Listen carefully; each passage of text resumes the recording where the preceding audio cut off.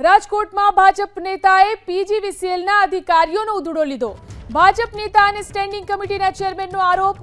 Standing કમિટીના chairman Jaymin Thackeray અધિકારીઓને ખખડાવ્યા।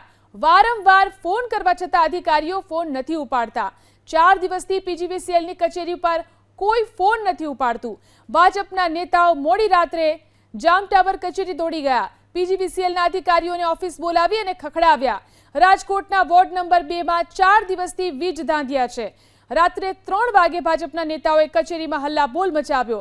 અધિકારીઓએ લેખિતમાં ખાતરી આપતા હવે મામલો થાળે પડ્યો છે। આ ફીડરમાં સતત વીજ પ્રવાહ જળવાઈ રહે માટે તેમાં જરૂરી સમારકામ અમે તાત્કાલિક કરી દેશું અને હવે આ ફીડરમાં વીજ પ્રવાહમાં કોઈ વીજ વિક્ષેપ ન પડે એ માટે અમે અમારી તરફથી પૂરતા પ્રયાસો કરીશું।